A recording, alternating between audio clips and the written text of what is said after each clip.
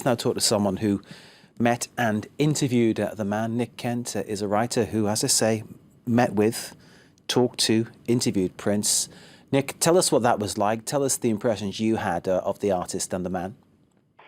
Well, first of all, I found him to be extremely intelligent and extremely eloquent. He had a reputation. I mean, first of all, I met him in 1999, and I talked to him for over an hour. He was incredibly well informed. He knew what was going on in the music industry. He knew all about all the other artists that were making music. He also knew what was going on the political landscape, and he had tons of opinions. You couldn't shut him up. In fact, he was hard to stop talking. So my relationship with him, as short as it was kind of the opposite of what a lot of other journalists tend to find. He tends to be, he tended, when he did interviews, to answer in kind of rather oblique one-sentence answers. He liked to create an air of mystery around himself. That was very central to his image. And but when he was dealt subjects, or when he was presented with subjects that genuinely interested him, you couldn't shut him up. I think it says a lot. It says a lot about how you handled him, I think. Well, I mean, one thing that I realized very quickly, I mean, he is a very, very religious man. He's a Jehovah's Witness. So if you talk to him about God, you'll get more of a rapport with him than if you talk to him about his record sales. Do you understand what I'm saying? I hear what you're saying completely. What? He was very, very. I mean, this was somebody who went door to door in Minneapolis with other Jehovah's Witnesses to try and convert people. It's not that well known, but I mean, he was becoming increasingly. I mean, from in the 90s and into the noughties, as we call them now, he became increasingly Jehovah's Witness centric, shall we say? So his faith very important to him. His record sales, his records, of course, important to so many other people too. Though you mentioned you met him in 1999. That, of course, the year that took one of his hits was named after, of course. Of course, yeah. What else do you think sets him apart? Will set him apart, and going forward, what will his legacy be? Talent, absolute talent, white hot talent. Like David Bowie. What David Bowie was to the 70s, Prince was to the 80s, and the Beatles were to the 60s. They were the Pied Pipers of their decade. They were the leaders. They led.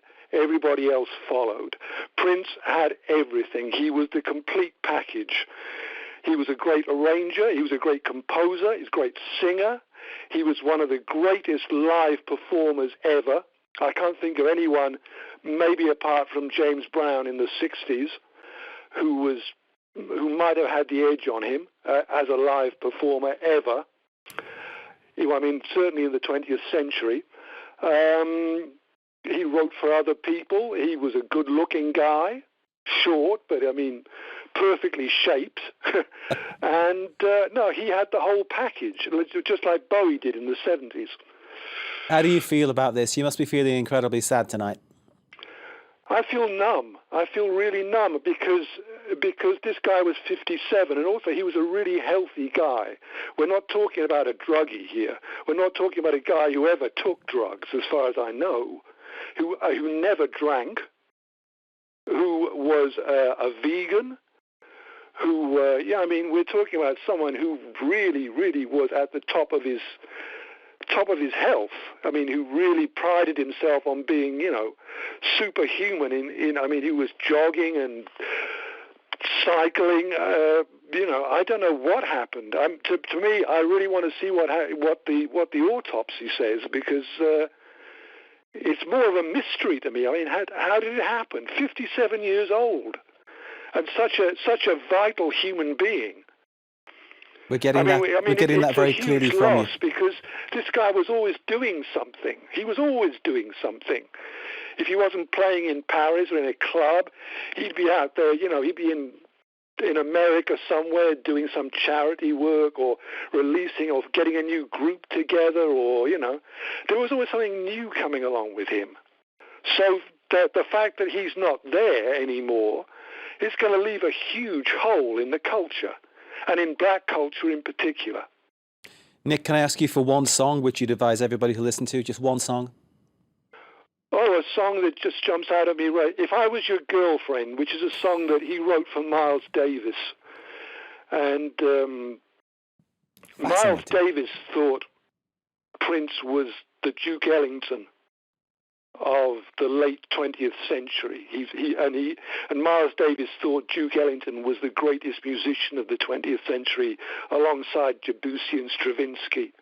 So that's how high Miles Davis viewed Prince. And he wrote this song, If I Was Your Girlfriend, which is on the Sign of the Times album. It's just a beautiful song. And I think there's a version by Miles that hasn't been released, where he plays trumpet. Prince sings the song with a lyric. So it's an interesting, to me that will probably move a few tears when I hear it. Nick Kent, journalist, author, a man who met and interviewed Prince. Thank you so much for your testimony. Thank you for telling us and sharing with us your thoughts about Prince. And clearly, Nick Kent really putting Prince very much on a pedestal with all the great icons of modern music. And indeed, we heard there past music too. Prince, of course, who has died at the age of 57. More reaction to come here, live from Paris.